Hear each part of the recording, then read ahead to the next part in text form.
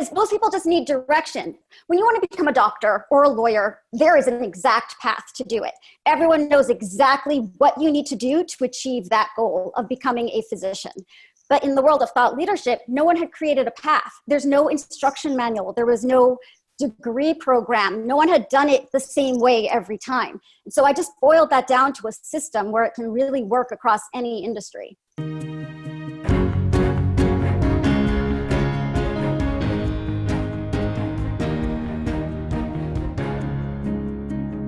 Hello, everyone. Welcome to the KTS Success Factor podcast for women, where we talk about challenges senior female leaders face in being happy and successful at work.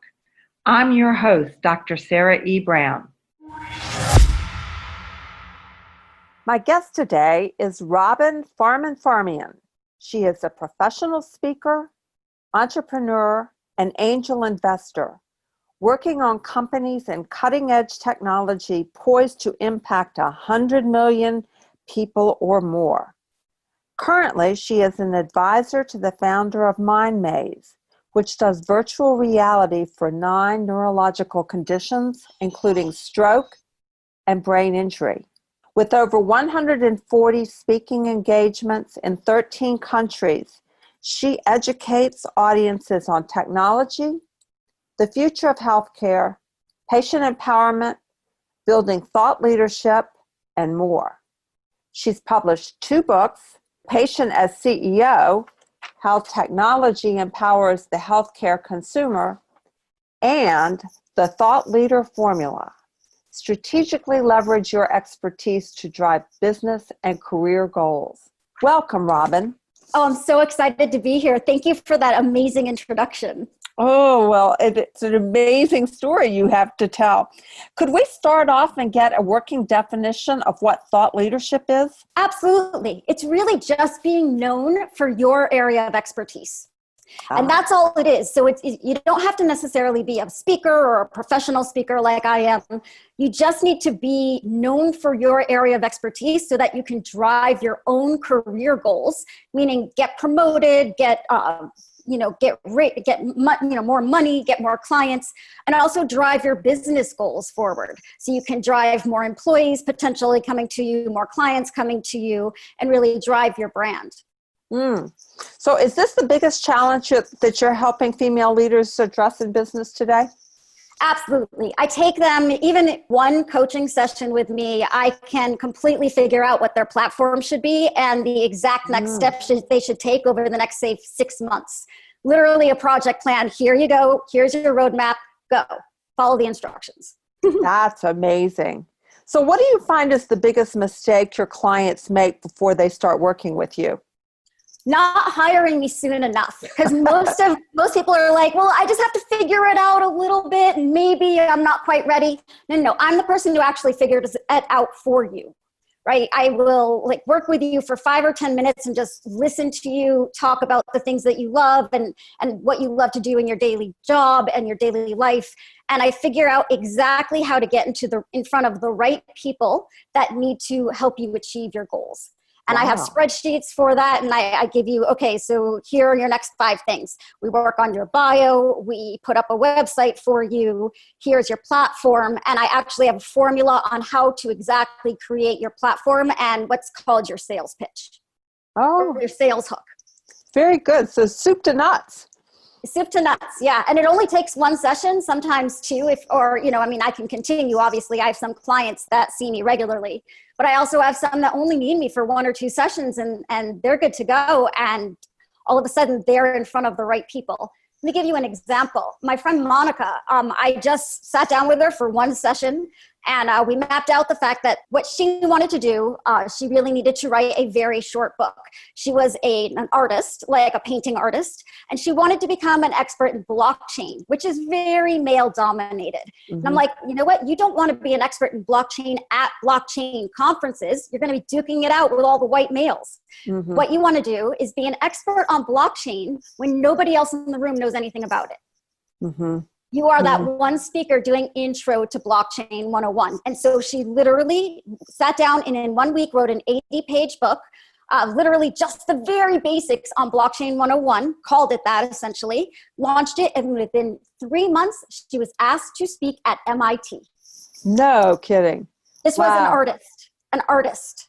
Mm-hmm. Wow. That's amazing. You can do all of that in one session. Yeah, because most people just need direction. Nobody has, when you want to become a doctor or a lawyer, there is an exact path to do it. Everyone knows exactly what you need to do to achieve that goal of becoming a physician. But in the world of thought leadership, no one had created a path. There's no instruction manual. There was no degree program. No one had done it the same way every time. And so I just boiled that down to a system where it can really work across any industry. Amazing. So what is the number one free and actionable tip you can give my audience to address this now? Get outside input early. If it's not me, hire somebody or at least get a friend. But I would always say, invest the money into it. So invest a few $100s or even a few $1,000s into getting experts to really help you, because you know what? You are not an expert in life planning. You are maybe an expert in engineering or in lawyering or in, business development or in marketing, but you're not necessarily an expert in how to plan that out. Mm-hmm. So hire people who know how to do that. Outsource what you are not best at and focus on the top 5 things that you are. Good advice. So what is a valuable free resource you can share with our audience today to help them address this challenge better? So if you go to my website, robinff.com, and I'm so easy to find because I'm the only Robin Farmanfarmaian in the entire universe, there is a free workbook that you can download. It is my entire system just laid out into a series of questions. And so if you go through those questions, there's 10 chapters. It corresponds to my book, but you don't even need to get the book. You can just download the workbook. It'll take you through all the questions you need to answer to really just figure out your exact next steps of your path. Amazing. So, Robin, what's one question that I should have asked you that will help our audience take action to address this challenge? And then would you mind answering the question? So what the actual formula is. Dun, dun, dun. I talk about your platform, the very basics. So you mentioned at the top of the hour, my first book was The Patient as CEO. And it's really how technology empowers the healthcare consumer. That is my first platform. And on that, I went out and I gave over 100 keynotes in now 14 countries. And including in front of giant audiences like 4,000 dermatologists. And a lot of my keynotes are between $10,000 and $20,000 to hire me. And it's all based on that platform. And I was able to sum it up in that. The Patient as CEO, how technology empowers the healthcare consumer. There's a lot in that, but it really, exactly who I am and why you need to hire me. I'm about patient empowerment within that and technology. So for you, it is a combination of your why you do what you do, and your fundamental truth. Why do you, something that you believe that either other people aren't aware of yet, or they don't actually believe. So if you go back to the Patient as CEO example, most people, including doctors, had never even heard of the fact that the patient should be the CEO of the healthcare team. They're like, no, the doctor is. And I'm like, no, it is the patient's job to be the CEO. And in places like Germany and Japan, they fall over. Physicians are like, what are you talking about? Because it's an incredibly paternalistic system. Usually you go in there, the doctor tells you what to do. You don't ask questions, you turn around and you do it. And so this is an incredibly big deal in that world. So it's my fundamental truth. I believe patients should be the CEO of their own healthcare team. And that one thing allows me to argue a position and allows me to be remembered.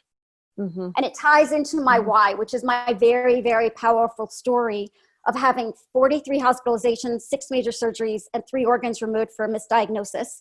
And at age 26, I fired my healthcare team, took control of my own healthcare, and it saved my life. And so I open a lot of my healthcare talks with that story. So now you see it's my why combined with my fundamental truth. Amazing story. Thank you. I'm going to rush out and get the book just to hear that story in more detail. Robin, thank you so much for sharing with our audience. This is an amazing idea. Thank you. Thank you for having me. Thanks for listening to the KTS Success Factor podcast for women. If you like what you are hearing, please go to iTunes to subscribe, rate us, and leave a review. And if you would like more information on how we can help women in your organization to thrive, then go to www.sarahebrown.com. You can sign up for our newsletter, read show notes and learn more about our podcast guests, read my blog, browse through the books, or contact us for a chat. Goodbye for now.